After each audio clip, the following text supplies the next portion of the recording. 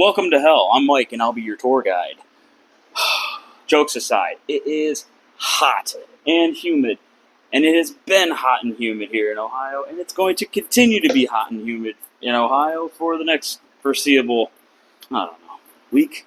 I'm not even going to stick this thing to me because I don't know if it would become unstuck. Shirts are ruined. But that's not going to stop progress being made.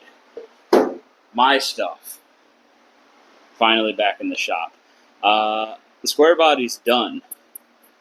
Most of the video was ruined, and we spent so long waiting on parts and holdups that the 5-minute blocks of video that I have just do not match together. So we're putting some miles on that truck, and we're going to do a whole walk around on that little red square body after the LS swap and everything. I'll tell you what, it's a rocket ship. So, getting back on my stuff, I have bought a bunch of stuff for all my projects that have just been sitting around. And I need to start knocking them off because they're literally starting to accumulate in the driveway. There's more stuff out there now than there ever has been. There's literally no parking spots left in my driveway. So, we're going to start with this one. I actually am going to end up LS swapping this van and 6L80. But the first thing I need to do is, a few months ago I ordered a lowering kit and wheels for it. And they've just been sitting there, and some of it's over there. And all of that stuff needs to be put on. So, of course I'm getting a late start today, but I'm going to get this thing in the air, start getting the front end torn apart. The rear is a flip, and allegedly you don't have to mini-notch these, but I don't see any way that is ever going to happen without mini-notching the rear. So, the front's going to be easy. It's just a set of spindles. The rear is going to be a little more involved. I'll walk you through it. It's actually super simple. Let's get this thing in the air. Wheels knocked off. I'm probably not going to have this on me. Maybe I'll just B-roll everything and time-lapse it, you know. So, let's get at it. So like I said, the front is going to be super simple. It's literally just a set of 3-inch spindles. The great thing about using a spindle is it just takes the center line of the wheel and moves it up 3 inches. So you don't need to get an alignment. Shouldn't change any of the drivability. The only thing I'm going to have to contend with now that I'm seeing is the amount of grease that's just packed in. Oh my god, I'm going to have to chisel all of that off. Oh my goodness. Is the other side like that too? Yeah. Well, I think she's been thoroughly greased her whole life. Nice. Well, cool. That's going to be a mess. But anyway, all you do is pop the rotor off, repack the bearings, put them on the new spindles, put the spindles on. I'm going to lower this thing down because I got to be able to get a jack underneath this lower control arm. Ugh. Let's get these calipers off real quick.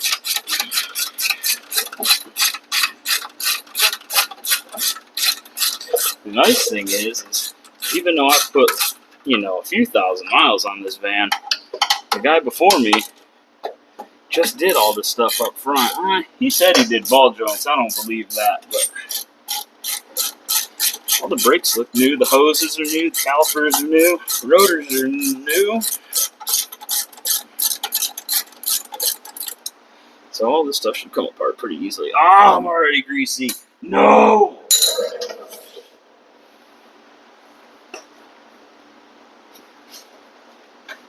Gloves.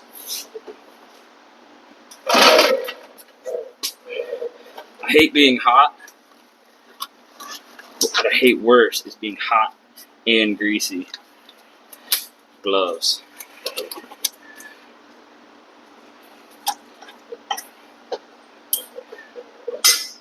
Let's see. We're gonna pop right off. Oh yeah. Oh, that pad's probably broke. There's my bungee cord.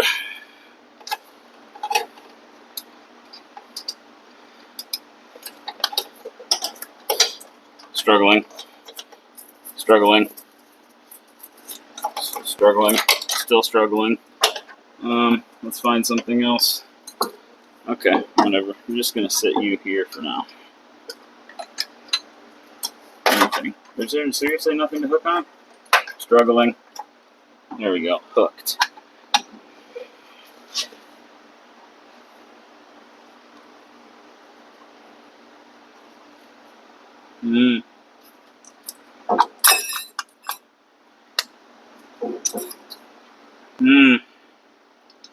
Cheap pad.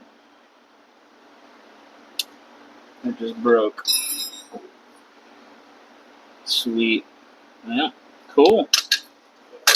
Well, that's awesome. Cool. Guess I get a set of pads in it now. Nice. I take it back. It didn't break. This piece comes off. That's strange.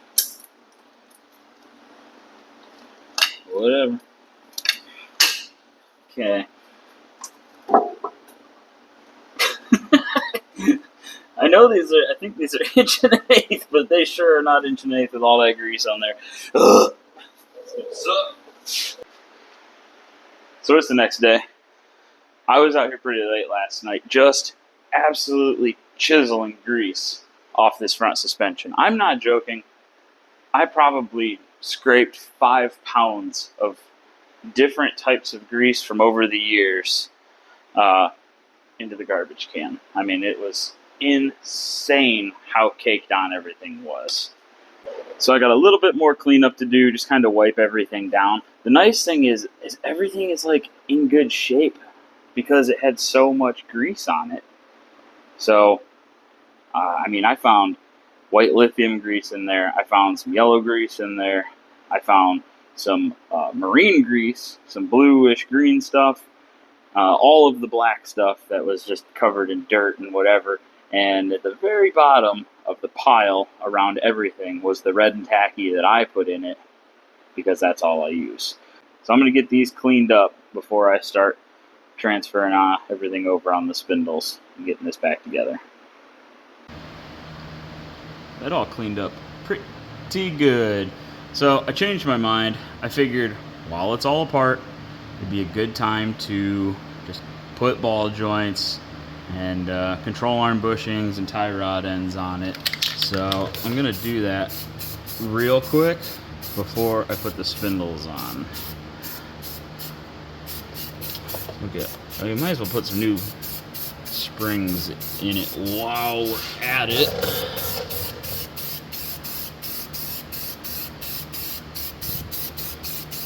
Oh, nice. Look at it. That's like it came from the factory. Oh, I got my plated parts a little bit. That's okay. There we go. Put new cross shaft bushings, control arm bushings in there. Sway bar. The sway bar links are actually new. I'll put new bump stops, but I don't think I may end up having to cut some of those off. We'll see how much it bottoms out. We'll powder coat the coil bucket while we're at it. You know what? We're just going to replace the whole upper control arm.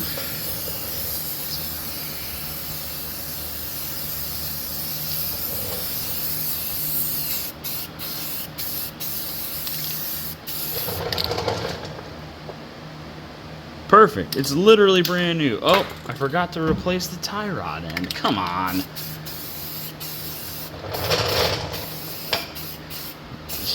Yeah, why not? Gearbox, pitman arm, everything. It's all new. Literally all new. Perfect. Jokes aside, I did want to spray everything because when I brake cleaned all the rest of the grease off, there was a lot of bare metal, which is good because everything is in such good shape. So fresh coat of black is good to go.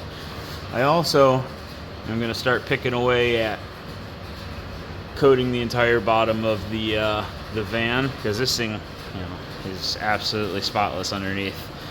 So I have a product. I'm going to cover the name up because I don't know if I'm supposed to have it. And the ingredient list cracks me up. Ingredients. Contents partially unknown. That's how you know it's good, when they don't even know what's in it. So, get the spindles on, bearings packed, and I'll show you the wheels that are going on this thing now. Alright, everything on the front is reassembled, buttoned up, and good to go.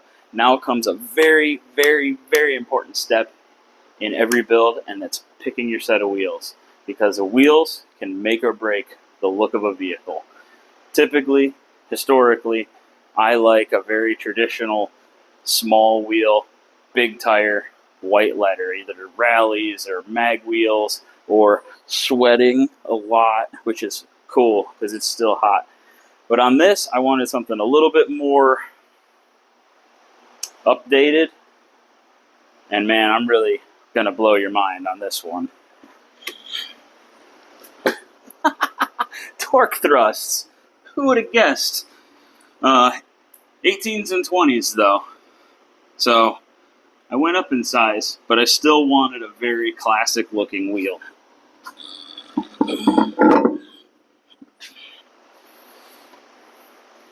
I think it looks great like that.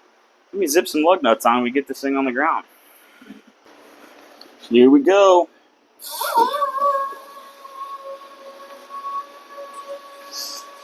Oh, the anticipation's killing me.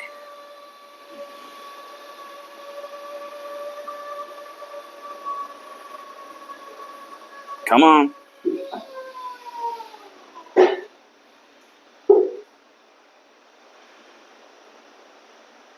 Oh, yeah.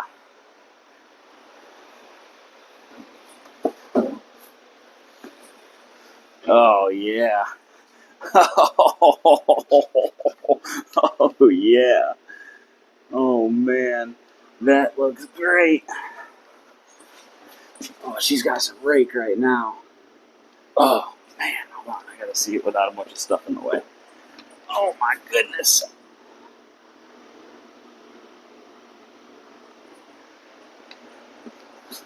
That looks fantastic. So the flip in the rear should realistically lower the rear 5 to 6 inches. With the 20, I'm expecting that to tuck slightly into the wheel well, because this overall front height is about the same as what was on it. The rear is going to be about 2 inches taller. So, and the fronts and rears on those 15-inch wheels were literally, the tires are the same height. So that is, oh my god, that looks amazing. Oh, I can't wait to see it with the rears on now. Well, I've sweated enough for one day.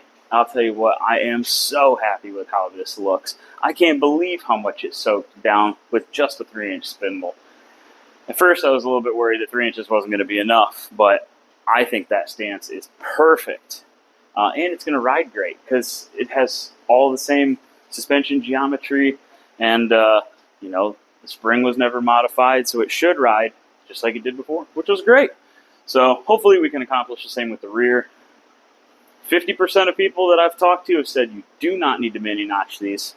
50% of the other 50% of people I've talked to said that the rear axle just smashes into the frame rail and you have to cut it out. So tomorrow, get it torn apart. I've been juicing the bolts as I go, so hopefully it all cooperates tomorrow. Everything else on this thing has come apart perfectly fine, so I don't really foresee any issues, but you never know.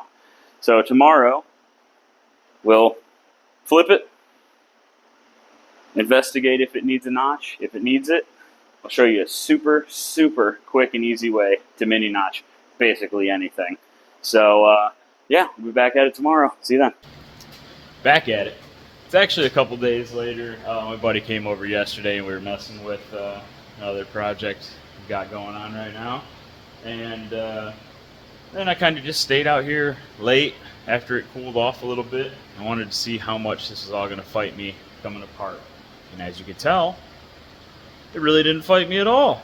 I'm actually really surprised. Every bolt came out of the leaf springs, which is, anybody who's ever pulled leaf springs out of anything, especially a 1979, they know the fight and the struggle, because all the bolts are seized to the sleeves and you end up having to cut them, and it's just an absolute nightmare. And every bolt came out, all the U-bolts came apart, nothing fought me at all, so that's great. So today I'm pretty wiped out. I actually did a flip and control arms and stuff on a Silverado at work, so I'm pretty wiped out for the day. So I'm probably going to just put the springs in and put it on the wheels, and see where it's sitting at, and then tomorrow or this weekend I'll get it back on the lift so I can do the notch. So for anybody who doesn't quite understand like the whole flip kit thing, it's actually very simple. So you are taking the axle from below the spring and putting it on top of the spring. The axle is going to sit in this bracket, and this bracket is going to sit inside the factory leaf spring perch that's welded to the axle tube. And then obviously your U-bolts will go across. You have a plate on the bottom now of the spring. And this will give you, 5.5 to 6.5 inches of drop, depending on the thickness of the bracket, the thickness of your leaf springs, and the diameter of your axle tube. So I'm expecting this to be about 5. Maybe because this bracket's a little thick, we might get to like 5.5 inches of drop, which is perfect. You do not need to remove the leaf springs. I just always do. And that's because I don't want to open up the brake system. I don't want to pull the drive shaft off. And I don't want to fight with the parking brake cables. So I would rather fight with 2 bolts on the leaf spring, which typically come out. Some of them have fought me, but typically they'll come out with some persuasion. Versus opening up all the brake system and then you're rebleeding, and then you got to find a friend to pump the pedal, and that's what I have Kelly for. So I'm just going to get the springs put in, brackets on, and we'll show you how this thing's going to sit with the 20s on the rear. And I'm really hoping those 20s, start tucking some tire up in there. I think that would be a great look. So it's pretty low. Lower than I expected it to be. Uh-oh! She's tucking. And it's basically sitting on the frame right now. I mean, I love it. But we're going to have to go down a little in the front. There is no way I'm raising the back up, because I think that's literally perfect. It's what I wanted. Level on tire. It's a little bit beyond level on tire, which is fine. I got to get the front end down another inch and a half. Oh, I love it. That also means that my mini notch probably isn't going to be too mini-y. I could put some shorter shackles in it and raise it back up, but what's the fun in that when it's that low? That's awesome. So I think I'm going to rethink my notch, and I'm probably going to have to build a plate notch for it. So unless I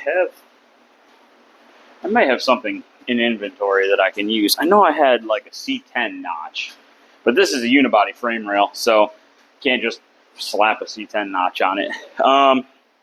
So yeah, I'm going to think about this, and I'm tired, and I'm done for the day. So I'll be back out tomorrow or the next day or whenever, and we're going to tackle that notch. So we'll see you then. It's the weekend, and that means my hair's not done. That's all right, though. So this morning, I spent some time getting the front end pulled down a little bit more, kind of level on tire, and got it evened out. Pretty happy with all of that. So now I need to work on my notch. Originally, I was going to show you like a little pipe notch that I make.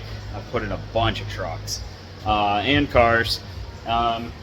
Basically, take a 6-inch piece of gas pipe, cut it in half, and cut it about as wide as your frame rail. And then you can just cut your frame rail, weld it in, and put a cap over the back, and you're done. This is going to be a little bit bigger than that, and I'll show you why. So I got this big, let me back you out. I got this big bump stop mount that's going to be a nightmare to get off.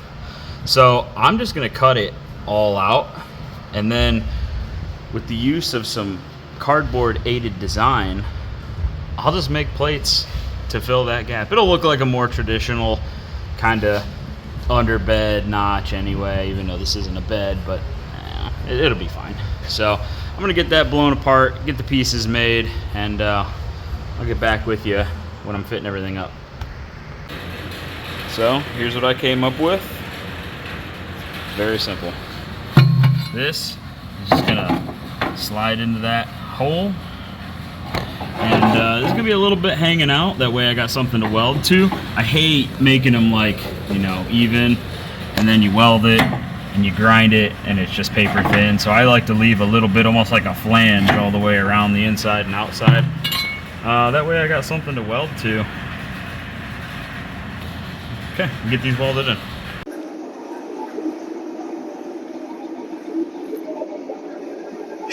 Whew.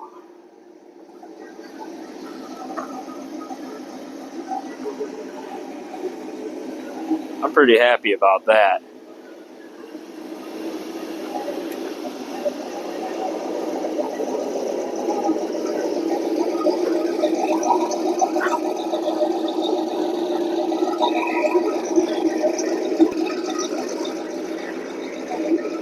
So that thing is hammered on the ground now, and I love how it looks. The problem is now I have effectively taken away all the usefulness of it, because I did use it all the time. I would carry lawnmowers around in this thing, and sheets of plywood, and laminate floor, and so even though I love how low it is, I'm gonna have to decide whether I have to put like helper bags on it or something, or if I have to raise it up a little bit. I hate to do that, but I need this thing to be usable still. It's not just a hot rod, it has a job. So I got a few more things I got to button up on it, but it should be good to go to this car show I wanted to take it to tomorrow. And that's really why I pushed on all week to get this done. So yeah, we'll be back on this thing later after I decide if we're going to put bags on it, or I don't know. Who knows? We'll see. But thanks for watching. See you next time.